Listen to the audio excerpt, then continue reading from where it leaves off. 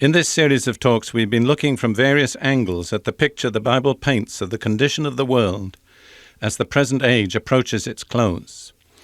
We've seen many different pressures and problems, apparently building to a climax which is outside the control of man. However, we've also seen that in the midst of all the pressures and problems, the Bible reveals the key to survival, and more than mere survival, to triumphant fulfillment. This key is to align ourselves with God's purposes as He is working them out. We've seen that God's purposes center in His people, and they can be summed up in one word: restoration. Last week we dealt with the restoration of Israel.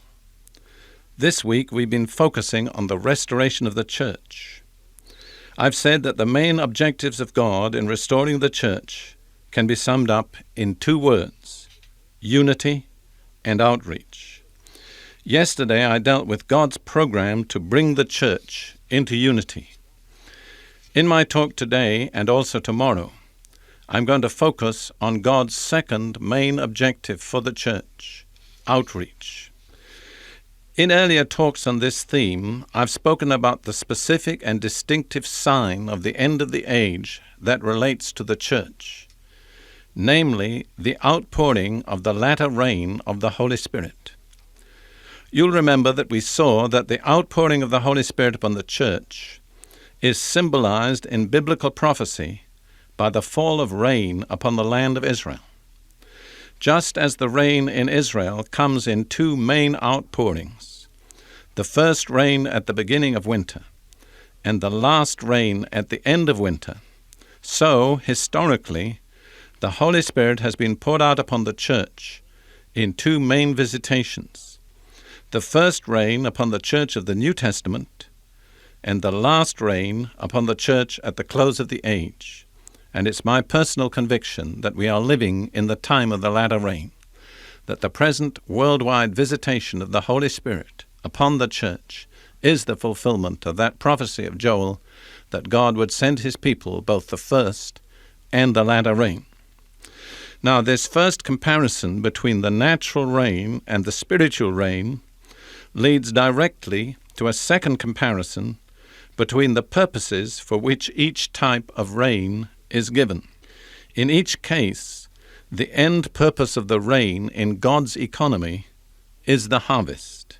This is stated almost everywhere in the Bible that God speaks about giving His people rain. It's directly linked with the harvest. So in the case of the natural rain, logically, it's a natural harvest, the ingathering of the grain from the earth. But in the case of the spiritual rain, equally logically, it's a spiritual harvest. What is that harvest? It's the ingathering not of grain, but of the souls of men, from the harvest that is now ripening all over the fields of the earth. A great final ingathering of souls into the kingdom of God through faith in Jesus Christ and through the ministry of the Holy Spirit.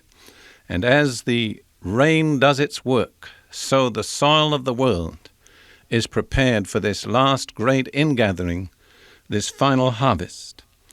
Let me show you a passage in the New Testament which makes this so very clear and vivid. James chapter 5, verses 7 and 8. Be patient, therefore, brethren, until the coming of the Lord. Notice that the coming of the Lord is the climax to which James is looking. Behold, the farmer waits for the precious produce of the soil, that's the harvest, being patient about it until it gets the early and late rains. That's exactly what I said earlier in this theme, that in the economy of God in the land of Israel, the harvest will fail unless the soil receives both rains, the first and the last, or the early and late rains. And so the farmer who's longing for that harvest for which he's labored so hard knows that he has to be patient and that he has to wait until the last rain has fallen before he can gather in that harvest. And then James goes on with this application in James 5:8. You too be patient, strengthen your hearts, for the coming of the Lord is at hand. You see, there are two important lessons there for us. Both the early and the latter rain are necessary for the harvest. As that is true in the natural, so it is true in the spiritual.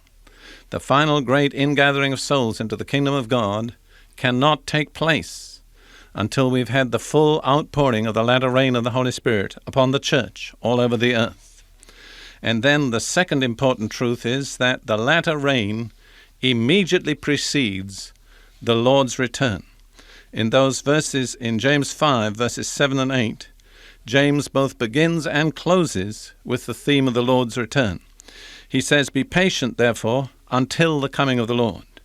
And then he says at the end, "You too be patient, for the coming of the Lord is at hand." In other words, in the program of God, it requires both the first rain on the early church, the last rain on the church at the close of the age, to prepare the harvest, and the coming of the Lord is related to the time of the harvest. Jesus says this himself in a number of parables. For instance, in one parable in Matthew 13, verse 39, Jesus says this, "The harvest is the end of the age." See, there's so many different scriptures that all point to this same conclusion. The first rain on the early church, the last rain on the church at the close of the age, then the harvest, the great ingathering of souls into the kingdom of God, and in the time of the harvest, the return of the Lord. There's another passage that has the same message with great urgency. In Jeremiah chapter 5, verses 23 and 24, speaking of Israel in the time of the prophet Jeremiah, "But this people hath a revolting and a rebellious heart. They are revolted and gone. They've turned away from God. They can't hear God. Neither say they in their heart, Let us now fear the Lord our God, that giveth rain, both the former and the latter in his season." Notice the inability to see the purpose of the rain is the mark of a backslidden heart. And then Jeremiah goes on, he says, "The Lord gives rain, both the former and the latter in his season." This is emphasized all through the Bible. And what is the rain for? "He reserveth unto us the appointed weeks of the harvest." That's why God gives the rain, because without the rain, the harvest cannot be gathered. True in the natural, true in the spiritual. Why is God then pouring out the Holy Spirit upon the whole church now in fulfillment of prophecy? Because he's reserved to us the appointed weeks of the harvest. To me, that's a most urgent message. The harvest is never a lengthy period in any land. It's just a brief period. Any farmer knows anywhere in the world when the harvest is ripe, you either gather it or you lose it. It's just a few brief weeks. God has reserved those weeks for the church in the earth today that the harvest may be gathered in. It's a matter of tremendous urgency. It's so essential that our eyes be opened and we see the provision and the program of God and align ourselves with his purpose. Now I'm going to take this theme of the harvest just a little further and give it a very practical kind of application to the situation in our world today. Our world today is confronted by a number of what we call explosions, tremendous sudden increases, upsurges. Let me mention 4 kinds of explosion that confront us today as a matter of general knowledge. First, the population explosion. The population of the earth is expanding at an alarming rate. Second, the travel explosion. The ability of man to travel anywhere, to any place on the earth in an amazingly short space of time. Somebody said travel is no longer limited by time, but by money. If you can pay, you can get there. Third, the communications explosion, the way of communicating. The printing press brought in a spiritual revolution. What can we expect today from the sudden upsurge of radio, television, all the other modern media that has suddenly been placed at our disposal? And fourth, the spiritual explosion, the worldwide outpouring of the Holy Spirit, bringing renewal and strength and victory back to the Church of Jesus Christ. Now let me just paint a picture to close with. Suppose in the midst of this population explosion, with all the facilities of travel and communication at our disposal, there was a tremendous spiritual explosion in the church. This Holy Spirit was restored in his power and glory and fullness. The church became united, was equipped by the ministries, was empowered by the Holy Spirit, and then in the purposes of God was thrust out with this spiritual equipment and with this vision into the ripened harvest fields of this tremendous population that's in the world today. What would be the result? I'll tell you what I believe the result will be. I believe it's very practical to estimate that in a period of 5 or 10 years, in those conditions, more souls would be gathered into the kingdom of God than have been gathered into the kingdom since Jesus died and rose from the dead. And you know what I believe that will be? Just what the Bible says it will be. It will be the harvest. It will be the end of the age. It will be the objective and the fulfillment of God's purposes. And you and I, who belong to Jesus Christ at this time, are obligated to see God's purposes and fulfill them. The book of Proverbs says, "A son who sleeps in harvest causes his father shame." My prayer is that neither you nor I may be sons of God that sleep in the harvest and cause our Father shame. May we be awake to what God is saying and doing in our world today.